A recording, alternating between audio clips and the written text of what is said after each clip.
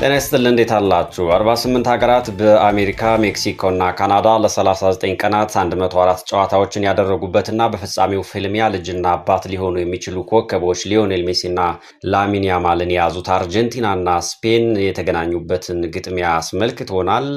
ስፔኖች እንግዲህ በፌራን ቶሬስ የጭማሪ ሰዓት ጎል አርጀንቲናን 1-0 በመርታት የዓለም ዋንጫውን በታሪካቸው ለሁለተኛ ጊዜ አንስተዋል። ከጨዋታው አኳያ ስፔኖች ዋንጫውን ማንሳታቸው እግር ኳስ ፍትሃዊ ሆነች የተባለበትም ነበር። ምክንያቱም በጨዋታው ስፔኖች ፍጹም የበላይነት ይዘው ነው ያጠናቀቁት። የኳስ ቁጥጥርን ስንመለከት ስፔን 66% ነበራት፣ 34% የያዘችው አርጀንቲና ነበረች።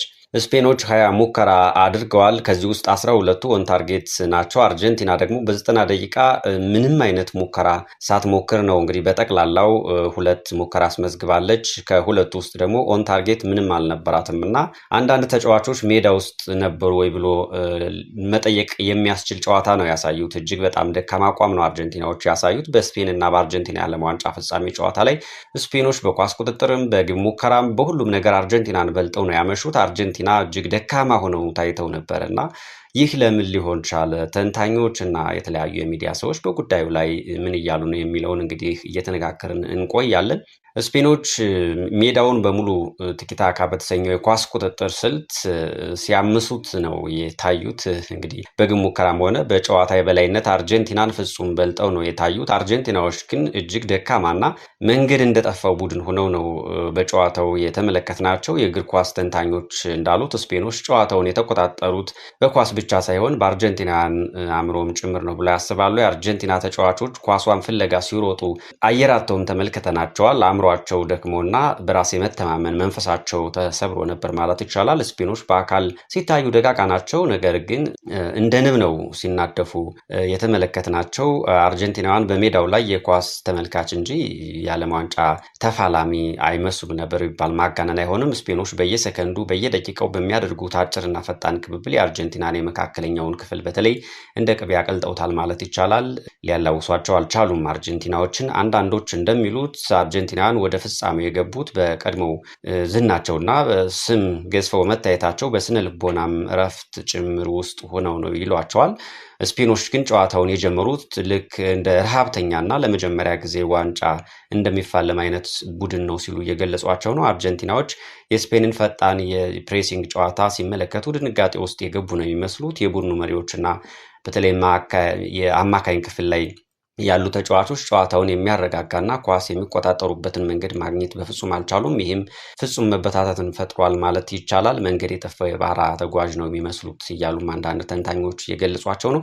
የመካከለኛው ክፍሉ ፍጹም ውድቀት ታይቶበት ነው እንግዲህ የተመለከትነው። በዘመናዊ እግር ኳስ የአማካይ ክፍሉ የተቀማ ቡድን ግማሽ ሕይወቱን እንዳጣ ይቆጠራል ተብሎ ነው የሚነገረው። አርጀንቲናዎች በመካከለኛው ክፍል ምንም አይነት የኳስ ፍሰት ማስቆምም ሆነ መገንባት አልቻሉም። የስፔን የመካከለኛው ክፍል ተጫዋቾች ሜዳውን የራሳቸው የስልጠና ቦታ አስመስለውት ነበረ። የአርጀንቲና አማካዮች ግን ጥላ ሲያባርሩ የዋሉ ነው የሚመስሉት። የአርጀንቲና አሰልጣኝ የስፔን ፈጣን ሽግግርና የክንፍ ማጥቃት ለመግታት ያዘጋጀው ምንም አይነት ፕላን ቢ አልነበረም ማለት ይቻላል። ስፔኖች ጨዋታውን ገና ከመጀመሪያው ደቂቃ ጀምሮ በገዛ ፍላጎታቸውና ፍጥነታቸው እንዲመሩት ነው ያደረጉት። አርጀንቲናዎች በዚያች ምሽት ታክቲክ አልነበራቸውም።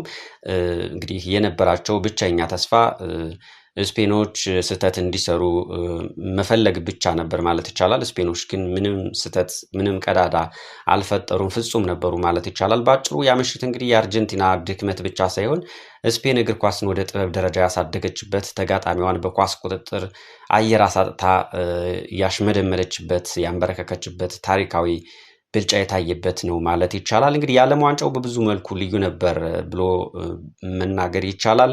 ውዱ የዓለም ዋንጫ ነው። ፊፋ ብዙ ገቢ ያገኘበት ነው ተብሏል። ለመጀመሪያ ጊዜ ለአሸናፊ ቡድን አባላት ቀለበት የታሰረበት ነው።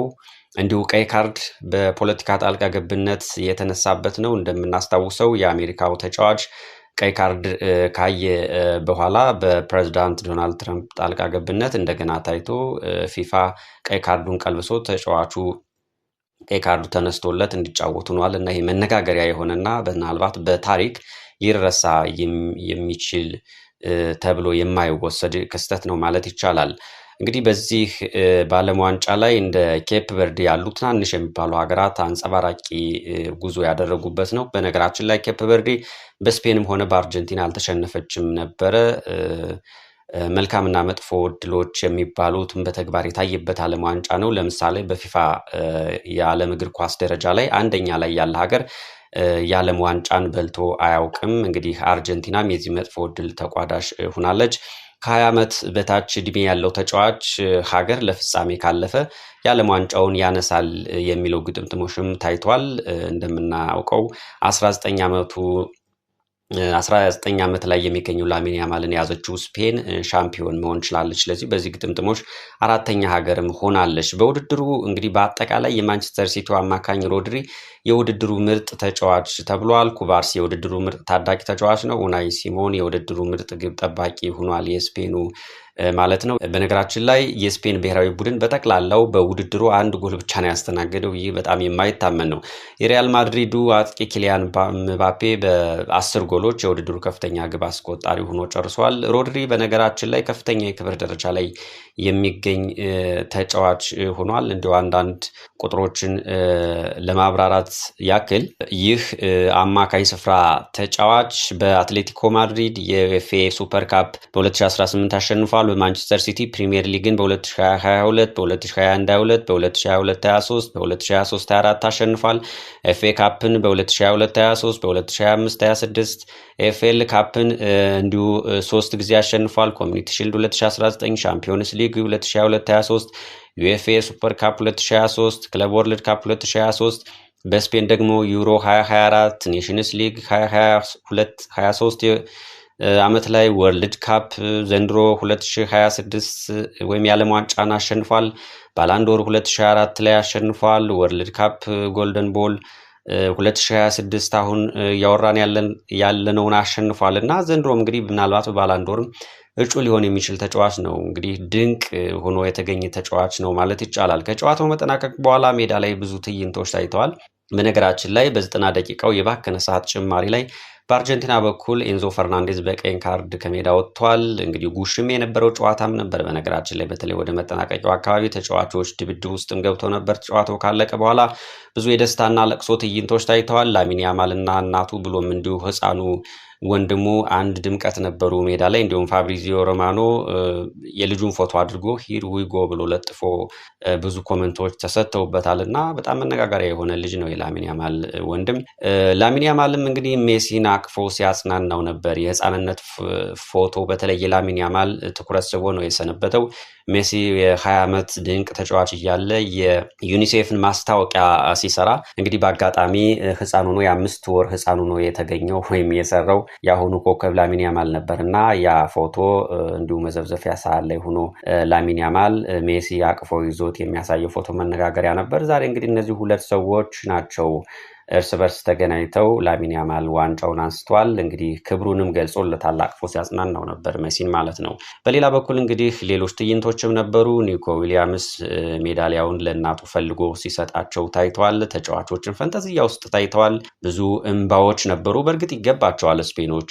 የስፔን የዓለም ዋንጫ አሸናፊነት ከቀላል የእግር ኳስ እድል በላይ የሆነ የታሪክን አቅጣጫ የቀየረና የስፖርቱን ፍልስፍና እንደገና የጻፈ ታሪክ ነው ማለት ይቻላል። ይህ ድል ለሀገሪቱ ለተጫዋቾች እና ለመላው የእግር ኳስ አፍቃሪ ያሳደረው ትልቅ አንድምታም አለውም ብሎ መናገር ይቻላል። የመጀመሪያው ለሀገሪቱ ወይም ለስፔን ብሔራዊ ቡድን የማንነትና የኩራት ትንሣኤ መሆኑ ነው። ስፔኖች እንግዲህ ለረጅም ዓመታት በዓለም ዋንጫ መድረክ ላይ በመጫወት ጥራት